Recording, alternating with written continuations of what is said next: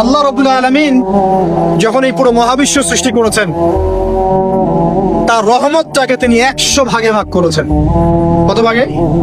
100 ভাগে। তার অনলি একটা ভাগ, মাত্র একটা ভাগ আল্লাহ রাব্বুল আলামিন পুরো মহাবিশ্বে ছড়িয়ে দিয়েছেন, এক ভাগ।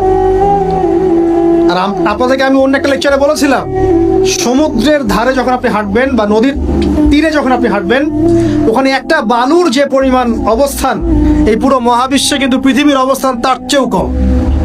যারা সায়েন্স পড়েছেন তারা জানেন, পুরো মহাবিশ্বে পৃথিবীর অস্তিত্ব এর চেয়েও কম, একটা বালুর কণার চেয়েও কম। মহাবিশ্ব এত বড়, এই পুরো মহাবিশ্বে আল্লাহ পাক এক ভাগ রহমত বন্টন করে দিয়েছেন সৃষ্টিজীবের মধ্যে। এতে করে আপনি দেখবেন একটা কুকুর পর্যন্ত তার বাচ্চাকে কিন্তু আদর করে, একটা গাভী তার বাচ্চার গা পরিষ্কার করে, তাই না? আর আমরা তো আমাদের বাচ্চাদের জন্য যা করি আপনারা দেখতে পাচ্ছেন। বাকি 99 ভাগ রহমত আল্লাহ রাব্বুল আলামিন তার নিজের কাছে গচ্ছিত রেখেছেন, যা দিয়ে কিয়ামতের মাঠে আল্লাহ পাক বান্দাদেরকে মাফ করবেন ইনশাআল্লাহ। অতএব সর্বশেষ কথা হচ্ছে, আমরা যারা আল্লাহ থেকে দূরে আছি, হতাশ হওয়ার কোনো কারণ নেই। লা তাকনাতু মির রাহমাতিল্লাহ। নামাজ পড়ছেন না, আজকেই ফিরে আসেন। রোজা রাখেন নাই, আজকেই ফিরে আসেন।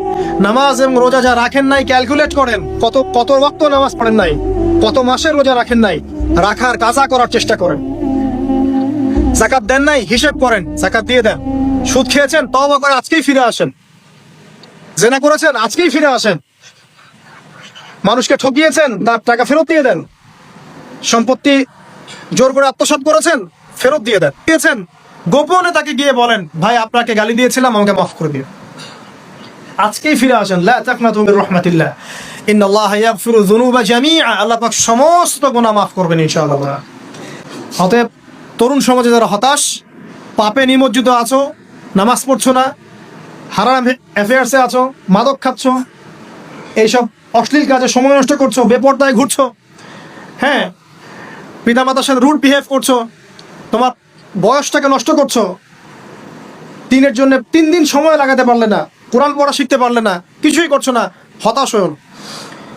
মন থেকে, ভিতর থেকে আল্লাহকে ডাকো, মন থেকে আল্লাহকে ডেকে একটা বার আল্লাহর দিকে ফিরে এসে দেখো, ইনশাআল্লাহ তাআলা দেখবা এখানে যে শান্তি আছে, সারা দুনিয়ার কোথাও সে শান্তি পাবা না।